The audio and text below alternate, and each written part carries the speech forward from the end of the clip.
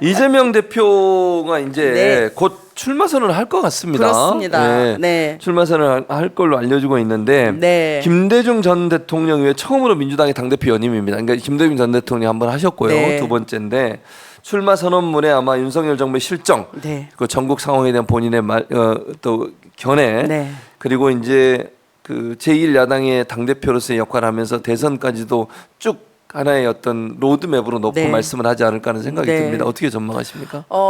지금 우리 당에서의 당대표 후보줄 중에 이재명 후보는 대체 불가합니다. 이재명 대표는 대체 불가해요.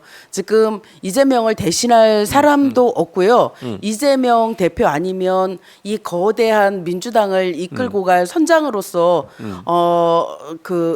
누가 대안이 있지가 않아요. 이런 과정에서 본다라고 하면 당대표를 나오지 않는 것이 오히려 자기의 소명을 다하지 못하는 일이라고 저는 그렇게까지 생각을 하거든요. 네. 그래서 이재명 당대표님 연임하시는 거 저희 의원들이 추천한 일이에요. 그렇게 해주셔야 된다.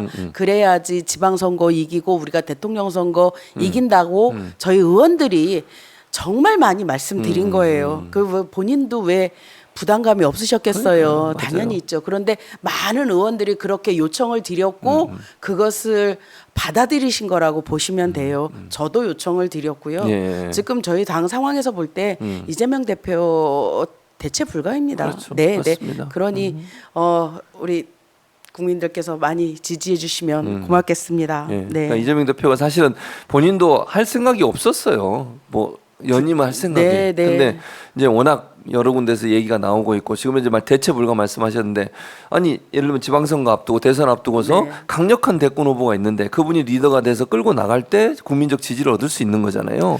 근데 교수님 이런 네, 것도 네. 있어요. 네, 지금 만약에 우리가 이재명 대표께서 당대표 연임을 안 하신다고 생각해 보세요. 네. 그리고 만약에 새로운 당대표를 뽑았다고 생각을 해보세요. 그러면 네. 민주당에는 강력한 대선 후보가 이재명이라고 이제 이미 이재명 대표라고 네, 이렇게 그렇죠. 한쪽에 서 있어요. 네. 그리고 당대표가 서 있는데 이게 양쪽의 그러니까 권력 구조가 양쪽에 있는 거예요. 그러면 실제로 보면요. 권력이라는 것은 당내 권력이라는 것은 대선 후보에게까지 그렇죠. 당대표에게 가지 네, 맞아요. 않습니다. 그렇지 않습니다. 맞습니다. 그러면 실제로 당대표가 허수아비 당대표가 될 가능성이 굉장히 커요. 그리고 그럴 당내 가능성이 혼란이 있죠. 있고요. 네, 맞아요. 그렇다라고 하면 우리가 가는 이 전선에서의 그 역량을 이렇게 당대표와 대선 후보로 나눌 것이냐 아니면 한쪽으로 모아서 세게 그 단일 대우로 갈 것이냐 이 문제거든요. 저희는 이 단일 대우로 가겠다라는 방침을 세운 거고요. 당에서는 그렇습니다. 그렇게 하겠다라고 결정한 겁니다. 맞습니다. 네. 그게 저는 맞다고 생각해요. 네, 네. 그게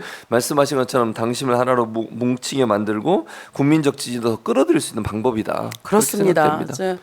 민주당이 지금 총선에서 이겼다고 저희가 자만하지 않아요. 지금 오히려 박찬대 원내대표 지금 이제 현재 권한대행이죠. 예. 박찬대 원내대표를 중심으로 민주당이 해야 될 일을 따박따박 해가는 과정인 거거든요. 그래서 검사 탄핵 이런 거 지치지 않고 하는 거고요. 최혜병 특검 같은 거 이제 보통 한번 그 보여주기식으로 그냥 이렇게 특검했다가 안 되면 에이 무산됐어. 그러면 안 할 거야. 이렇게 하고 말거든요. 네. 그런데 그렇게 하지 않는 거예요. 네. 따박따박. 우리가 지치지 않고 계속 해야 될 일을 해가고 지금 민생경제회의도 계속 그 일주일에 2번씩 하시거든요. 맞습니다. 그러니까 민주당이 해야 될 일을 놓치지 않고 가는 중인 거예요. 네. 예, 그렇기 때문에 당대표 연임 문제도 저희가 민주당이 한쪽으로 단일 대우로 잘 가는 과정에 있는 것이니 염려 안 하셔도 됩니다. 네. 또 하나 이제 의원님은 국회 교육위 네. 간사십니다. 감사합니다. 네, 그래서 서희초 관련해서 네. 법안을 하나 발의하셨더라고요. 네, 네. 서희초 우리 서희초 선생님, 특별법. 예, 특별법 어떤 네, 내용입니까? 네, 네. 서희초 특별법은 네, 작년에 서희초의 교사가 이제 업무 가중 그리고 학부모들의 고의 민원 이런 것 때문에 목숨을 끊은 안타까운 네, 사건이잖아요. 일이었죠. 네, 그리고 맞습니다. 교권이 추락되면서 선생님들이 현장에서 갖는 이 불편한 마음들 그리고 불합리한 제도들에 대해서 우리가 21대에 그 교권보호 3법이라 교권보호 4법이라고 해서 네. 통과를 시켰어요. 그런데 네. 그 당시에 이제 이슈가 중심이 되고 성안을 하면서 그 좀 약간 미진한 부분들이 있었어요. 네. 그래서 우리 백승아 의원님이 네. 서희초 특별법이라는 것을 이제 발의를 하셨고 네. 저희 교육위에 전체 의원님들의 의견을 모아서 당론으로 요청을 했어요. 예. 이 중에는 한 4가지 정도가 중심이죠. 가령 이제 그 아동폭력법, 예. 아동폭력법에서는 교사의 그 교권 행위가 아이들을 지도하는 교권 행위가 아동복지법에 의거해서 아동폭력으로 갈 수 있는 부분을 좀 제외시키는 예. 부분이고요. 그 다음에 업무 폭주 이게 이제 그 현장 행정 업무들을 폭주하거든요. 예. 이런 것들을 좀 정리해 드리는 거고 만약에 학교 폭력이 일어났을 때 빨리 분리해서 선생님들이 불이익 받지 않도록 하는 이런 것들을 중심으로 하는 보호법이에요. 그래서 지난 금요일 날 저희 네. 교육위원 전체가 기자회견을 했고 요걸 당론 채택으로 저희가 요청을 해놓은 상태입니다. 사진 있네요 저기. 네, 저 문정부님 맨 끝에. 저는 이제 간사에서 발언을 안 했고요. 간사에서 발언을 안 했고 김문수 의원도 김문수 보이네요. 의원, 네. 백승아 의원, 고민정 의원님, 네. 정으로 의원이 정으로. 네, 그렇게 해서 계시네요. 네.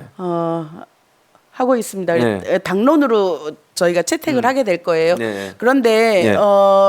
저희가 이 서희초 특별법과 함께 당론으로 가져가야 되는 법안이 하나가 있는데 네. 학생 인권법이에요. 네. 우리 학생 인권 조례가 다 지자체의 조례로 돼 있어서 서울시가 의원 이제 맞아요. 국민의힘 의원들이 많으니까 폐지해버렸잖아요. 폐지해 네, 버렸잖아요. 맞아요. 그랬죠. 이런 것 관련해서 이제 법률의 안정성이 없어서 조례로 해놓다 보니 조례를 폐지해 버리면 그만이어서 저희가 네. 법률의 안정성을 가져가려고 학생 인권법을 김문수 의원 대표 발의로 저희가 요 2개를 서희초 특별법과 학생 인권법을 같이 동시에 당론으로 추진하려고 합니다. 네. 그런데 오해가 좀 있으세요. 목사님들께서 목사님이시죠? 네. 저도 괜찮습니다. 말씀하세요. 네네. 네. 목사님들께서 네. 이 학생인권법이 혹여라도 뭐 동성애나 이런 것을 조장하는 거 아니냐 이런 우려를 하시는데 전혀 그렇지 않고요. 전혀 그렇지 않고 학생의 인권과 교사의 인권이 다를 수가 그럼요. 없는 거거든요. 당연하죠. 그렇다라고 하면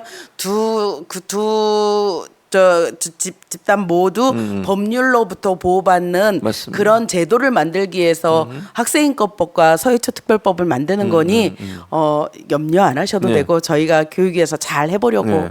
합니다. 제가 뭐 저도 이제 교수이면서 목사인데 네. 제 관점에서 봐도 전혀 문제 없어요. 그걸 걱정을 해 목사님들이 그 걱정하지 마세요. 뭘 이렇게 성경이나 열심히 잘 연구하세요. 우리 저 여기서 말씀드린데 우리 최진봉 목사님의 기도가요. 감사합니다. 저 채보라 시청자 여러분 기도가 필요할 때 제가 여기서 방송에서 방송에서 기도를 저는 그렇게 아름다운 기도 처음 봤어요. 네. 감사합니다.